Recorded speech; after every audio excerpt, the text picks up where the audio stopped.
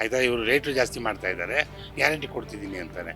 ಇದು ಬೇಡ. ಇದು ಏನು ಕೊಡಬೇಕು ಬಡವರಿಗೆ, ಅಕ್ಕಿ ಕೊಡಬೇಕು ಮೊದಲಿಂದ ಕೊಡ್ತಾ ಇದೆ, ಅಂಥದ್ದೇನೋ ಮಾಡಲಿ, ಓಕೆ ರೈಟು. ಇದೆಲ್ಲ ಬೇಡ. ಇದು ಅದು ಹೇಳ್ತಾರಲ್ಲ, ಶ್ರೀಲಂಕಾ ಆಯಿತು, ಇವತ್ತು ಭಿಕ್ಷೆ ಬೇಡ್ತಾ ಇದೆ, ಪಾಕಿಸ್ತಾನ ಬೇಡ್ತಿದೆ, ಅದು ನಮ್ಮ ದೇಶದಲ್ಲಿ ಬೇಡ. ಏನು ಇವಾಗ ಕೊಟ್ಟಿಲ್ಲ ಅಂದ ತಕ್ಷಣ ಯಾರು ಉಪವಾಸ ಇರೋದಿಲ್ವಲ್ಲ, ಯಾರು ಕೇಳೂ ಇರಲಿಲ್ವಲ್ಲ. ಇದನ್ನು ನೀವು ತಾನೇ ಇದು ಅನೌನ್ಸ್ ಮಾಡಿದ್ದು. ಈ ರೀತಿ ಕೊಟ್ಬಿಟ್ಟು ಸರ್ಕಾರ ನಡೆಸೋಕ್ಕಾಗ್ತಿಲ್ಲ ನಮ್ಮ ಕೈನಲ್ಲಿ, ನಾವೇನು ಮಾಡೋದು, ನಾವು ಹೆಂಗೆ ಇವಾಗ ಬದುಕೋದು, ನಾವು ಕೈಲಿ ಕೊಡೋಕ್ಕಾಗಲ್ಲ ಅಂದರೆ ನಾಚಿಕೆ ಹಿಡಿದೆಲ್ಲ.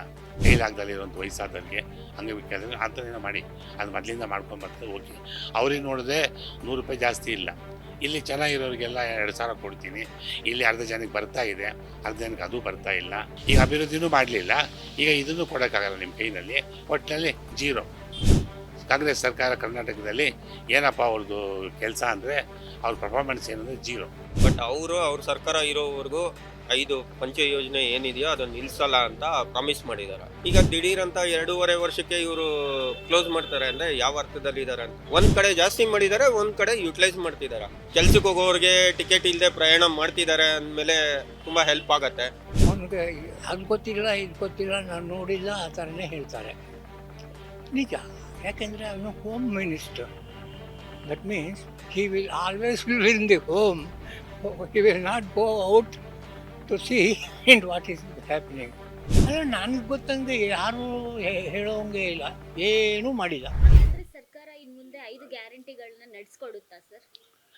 ಬೇಡ ಮೇಡಮ್, ಅದು ನಿಜ ಹೇಳ್ತೀನಲ್ಲ. ಗ್ಯಾರಂಟಿ ನಾನು ತಿಳಿದಂಗೆ ಹೇಳಬೇಕು ಅಂದರೆ ಗ್ಯಾರಂಟಿ ಏನು ಬೇಕಾಗಿಲ್ಲ. ಮಾಡೋ ಕೆಲಸಗಳ್ನ ಮತ್ತು ರೇಟ್ಗಳನ್ನೆಲ್ಲ ಕಮ್ಮಿ ಮಾಡಿಕೊಂಡು, ಆಯಿತಾ, ಇವರು ರೇಟು ಜಾಸ್ತಿ ಮಾಡ್ತಾ ಇದ್ದಾರೆ, ಗ್ಯಾರಂಟಿ ಕೊಡ್ತಿದ್ದೀನಿ ಅಂತಾನೆ. ಇದು ಬೇಡ. ಇದು ಆಯಿತಾ. ಈಗ ಯಾವ ಹೆಣ್ಮಕ್ಳು ಕೂಡ ಯಾರು ಕೇಳಿರಲಿಲ್ಲ ಗ್ಯಾರಂಟಿ ಕೊಡಿ ಅಂತ ನಮಗೆ, ಆಯ್ತಾ.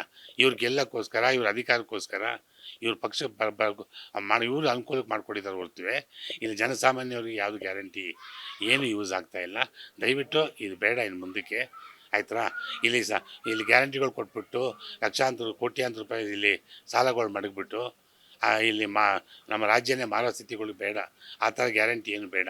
ಏನು ಕೊಡಬೇಕು ಬಡವರಿಗೆ, ಅಕ್ಕಿ ಕೊಡಬೇಕು, ಮೊದಲಿಂದ ಕೊಡ್ತಾ ಇದೆ, ಅಂಥದ್ದೇನೋ ಮಾಡಲಿ, ಓಕೆ ರೈಟು. ಇದೆಲ್ಲ ಬೇಡ. ಇದು ನಮ್ಮ ಸ್ಟೇಟ್ನ ಮಾರೋ ಥರ ಪರಿಸ್ಥಿತಿ ತರಬೇಡಿ. ಅದು ಹೇಳ್ತಾರಲ್ಲ, ಶ್ರೀಲಂಕಾ ಆಯಿತು, ಇವತ್ತು ಭಿಕ್ಷೆ ಬೇಡ್ತಾ ಇದೆ, ಪಾಕಿಸ್ತಾನ ಬೇಡ್ತಿದೆ, ಅದು ನಮ್ಮ ದೇಶದಲ್ಲಿ ಬೇಡ, ನಮ್ಮ ರಾಜ್ಯದಲ್ಲಂತೂ ಬೇಡವೇ ಬೇಡ. ಆ ಥರ ಪರಿಸ್ಥಿತಿ ದಯವಿಟ್ಟು ಯಾರು ತರಬೇಡಿ. ಇದೇ ನಾವು ಕೇಳ್ಕೊಳ್ಳೋದು.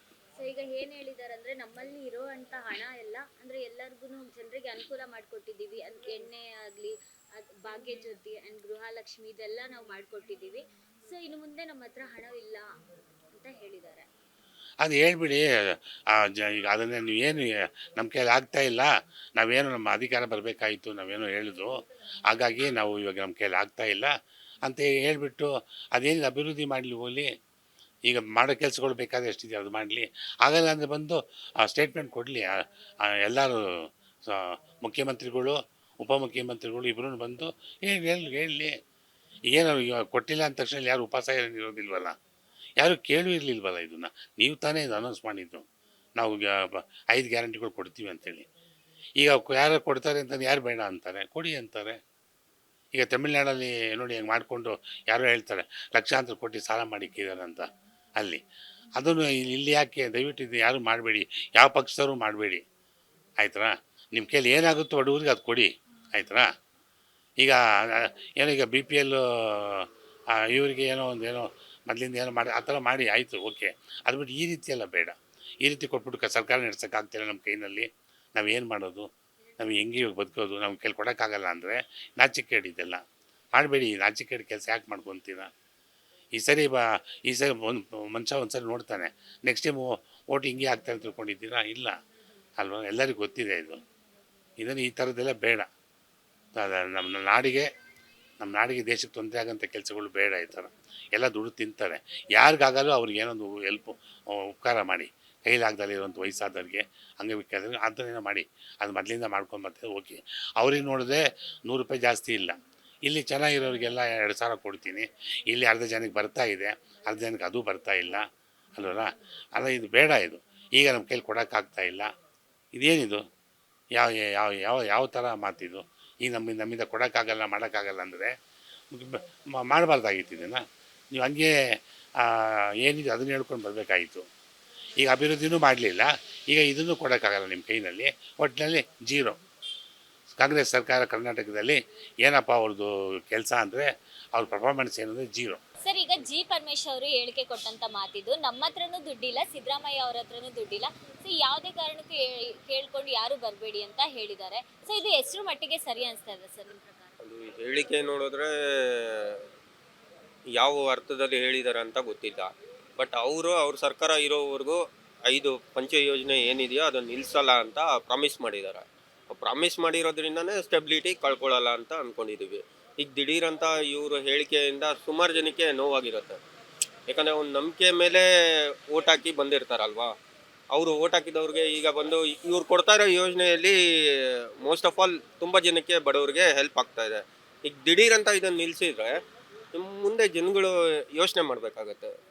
ಯಾಕಂದರೆ 5 ವರ್ಷ ನಡೆಸ್ತೀವಿ ಅಂತ ಹೇಳಿರೋ ಅಂಥ ಹೇಳಿಕೆ ಈಗ ದಿಢೀರಂತ 2.5 ವರ್ಷಕ್ಕೆ ಇವರು ಕ್ಲೋಸ್ ಮಾಡ್ತಾರೆ ಅಂದರೆ ಯಾವ ಅರ್ಥದಲ್ಲಿ ಇದ್ದಾರೆ ಅಂತ.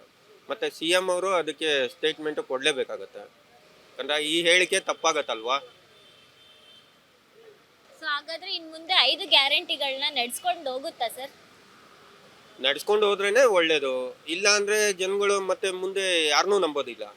ಯಾಕಂದರೆ ಇವ್ರ ಕೆಲಸ ಇರೋದು ಇವರು ಬರಲಿಕ್ಕಿಂತ ಮುಂಚೆ ಏನೇನೋ ಹೇಳಿದರು ಅದನ್ನು ಕಡೆವರೆಗೂ ಇವ್ರು ನಡ್ಸ್ಕೊಂಡು ಹೋದರೆ ಮುಂದೆನೂ ಇವರೇ ಬರ್ಬೋದು. ಒಂದು ವೇಳೆ ಇವ್ರು ಏನಾದರೂ ಸ್ಕಿಪ್ ಮಾಡಿದರು ಅಂದರೆ ಇವ್ರ ಸರ್ಕಾರಕ್ಕೆ ತೊಂದರೆ ಆಗುತ್ತೆ. ಓಕೆ, ಈಗ ಅಂದರೆ ಏನು ಹೇಳಿದ್ದಾರೆ ಅಂದರೆ ಅಲ್ಲ, ಈಗ ಮೊದಲು ಇವ್ರದ್ದು ಪ್ರಾಡಕ್ಟ್ ಪ್ರೈಸ್ಗಳು ಏನಿತ್ತು ಕರೆಂಟ್ ಬೆಲೆನೂ ಕಡಿಮೆ ಇತ್ತು. ಈಗ ಒಂದು ಯೂನಿಟ್ಗೆ ಅದನ್ನು ರೈಸ್ ಮಾಡಿದ್ದಾರೆ. ಮತ್ತು ಬಸ್ ಚಾರ್ಜು ರೈಸ್ ಮಾಡಿದ್ದಾರೆ. ಬಿಕಾಸ್ ಅದು ಗೃಹಲಕ್ಷ್ಮಿ ಯೋಜನೆಗೆ ಮತ್ತು ಬಂದು ಭಾಗ್ಯಜ್ಯೋತಿ ಯೋಜನೆಗೆ ಎಲ್ಲದಕ್ಕೂ ಯೂಸ್ ಆಗಲಿ ಅನ್ನೋದ್ರಿಂದ ಎಲ್ಲ ರೈಸ್ ಮಾಡಿದ್ದಾರೆ, ಬೆಲೆ ಜಾಸ್ತಿ ಮಾಡಿದ್ದಾರೆ. ಮೊದಲಿದ್ದ ಬೆಲೆಯಲ್ಲೇ ಇವರೇನು ಫ್ರೀಯಾಗಿ ಕೊಡ್ತಾ ಇಲ್ಲ. ಒಂದು ಕಡೆ ಜಾಸ್ತಿ ಮಾಡಿದ್ದಾರೆ, ಒಂದು ಕಡೆ ಯುಟಿಲೈಸ್ ಮಾಡ್ತಿದ್ದಾರೆ. ಸೊ ಅದರಿಂದ ಅಲ್ಲಿ ಬ್ಯಾಲೆನ್ಸ್ ಮಾಡ್ಕೊಳ್ಳೋದಕ್ಕೆ ಅವ್ರಿಗೆ ಇರುತ್ತೆ ನಾಲೆಜು. ಡೆಫಿನೆಟಾಗಿ ಅದನ್ನು ಕಟ್ ಮಾಡದೆ ಮಾಡಿಕೊಳ್ಳಿ. ಇನ್ನು ಅವರ ಸರ್ಕಾರ ಮುಗಿಯೋವರೆಗೂ ಈ ಯೋಜನೆಗಳನ್ನ ನಿಲ್ಲಿಸಬಾರ್ದು ಅಂತ ನಾವು ಬೇಡ್ಕೊಳ್ತೀವಿ. ಸೊ ಈಗ ಕಾಂಗ್ರೆಸ್ ಸರ್ಕಾರ ಬಂದಾದ ನಂತರ ಜನರಿಗೆ ಯಾವ ರೀತಿ ಅನುಕೂಲ ಆಗ್ತಾ ಇದೆ ಸರ್? ಸುಮಾರು ಜನಕ್ಕೆ ಸುಮಾರು ರೀತಿಯಲ್ಲಿ ಅನುಕೂಲ ಆಗಿದೆ ಅಂತ ಹೇಳ್ತಾರೆ. ಮತ್ತು ಬಂದು ತುಂಬ ಹೆಣ್ಮಕ್ಳಿಗೆ ಈ ಬಸ್ ಪ್ರಯಾಣ ತುಂಬ ಈಸಿ ಆಗಿದೆ. ಕೆಲ್ಸಕ್ಕೆ ಹೋಗೋರಿಗೆ ಟಿಕೆಟ್ ಇಲ್ಲದೆ ಪ್ರಯಾಣ ಮಾಡ್ತಿದ್ದಾರೆ ಅಂದಮೇಲೆ ತುಂಬ ಹೆಲ್ಪ್ ಆಗುತ್ತೆ. ಯಾಕಂದರೆ ಎಲ್ಲ ಕಡೆ ಪ್ರೈಸು ಜಾಸ್ತಿ ಆಗಿದೆ, ಬಟ್ ಅಷ್ಟೇ ಅರ್ನಿಂಗ್ಸ್ ಇಲ್ಲ, ಅರ್ನಿಂಗ್ಸ್ ಕಡಿಮೆ ಆಗಿದೆ. ಯಾಕಂದರೆ ಮೊದಲಿದ್ದ ಅರ್ನಿಂಗ್ಸೇ ಇದೆ. ಈಗ ಬಸ್ ಪ್ರಯಾಣ ಫ್ರೀ ಇದೆ ಅಂತ ಹೇಳಿ ಫ್ಯಾಕ್ಟ್ರಿಗಳಲ್ಲಿ ಕೆಲಸ ಮಾಡೋರ್ಗೇನು ಸಂಬಳ ಜಾಸ್ತಿ ಕೊಡ್ತಾ ಇಲ್ಲ, ಅವ್ರಿಗೆ ಕೊಡ್ತಾ ಇರೋ ಸಂಬಳ ಕಡಿಮೆನೇ. ಅದರಲ್ಲೇ ಅವ್ರಿಗೆ ಇದೊಂದು ಸೇವಿಂಗ್ಸ್ ಆಗ್ತಾ ಇದೆ. ಸೊ ಯಾವುದು ನಿಲ್ಸೋದು ಬೇಡ ಅಂತ ನಾವು ಬೇಡ್ಕೊಳ್ತೀವಿ. ಸರ್, ಈಗ ಜಿ ಪರಮೇಶ್ವರ್ ಅವರು ಏನು ಹೇಳಿದ್ದಾರೆ ಅಂದರೆ, ನಮ್ಮ ಹತ್ರನೂ ದುಡ್ಡಿಲ್ಲ, ಸಿದ್ದರಾಮಯ್ಯ ಅವ್ರ ಹತ್ರನೂ ದುಡ್ಡು ಅಲ್ಲ, ಅದಕ್ಕಿಂತ ಏನಂತ ಹೇಳಿದ್ರೆ ಅವನಿಗೆ ಅದು ಗೊತ್ತಿಲ್ಲ ಇದು ಗೊತ್ತಿಲ್ಲ ನಾನು ನೋಡಿಲ್ಲ ಆ ಥರನೇ ಹೇಳ್ತಾರೆ. ನಿಜ, ಯಾಕೆಂದರೆ ಅವನು ಹೋಮ್ ಮಿನಿಸ್ಟರ್.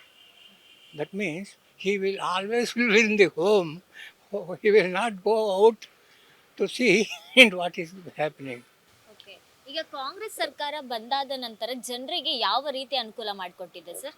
ಅಲ್ಲ, ನನಗೆ ಗೊತ್ತಂಗೆ ಯಾರೂ ಹೇಳೋಂಗೆ ಇಲ್ಲ, ಏನೂ ಮಾಡಿಲ್ಲ. ಅವ್ರ ಪಾರ್ಟಿಗೆ ಮಾಡಿಕೊಂಡ್ರು ದುಡ್ಡು ಎಲ್ಲರೂ ಗೊತ್ತಿದೆಯಲ್ಲ. ನನಗೆ ಎಲ್ರೂ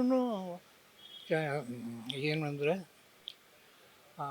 ಮಿನಿಸ್ಟ್ರ್ ಆಗಬೇಕು ಅಂತ ಆಸೆ ಇದೆ ಎಲ್ರಿಗೂ. ಹಾಗೆ ನನ್ನಿಂದ ಅವರಿಂದ ಏನೂ ಆಗಿಲ್ಲ, ಆಗೋದೂ ಇಲ್ಲ. ಸೊ ಬೆಲೆ ಏರಿಕೆ ಕೂಡ ಮಾಡ್ಕೊಂಡು ಹೋಗ್ತಾರೆ. ಎಲ್ಲನೂ ಮಾಡ್ತಾಯಿದ್ದಾರೆ, ಎಲ್ಲನೂ ಮಾಡ್ತಾಯಿದ್ದಾರೆ, ಕದ್ಕೊಂಡು ಹೋಗ್ತಾ ಇದ್ದಾರೆ.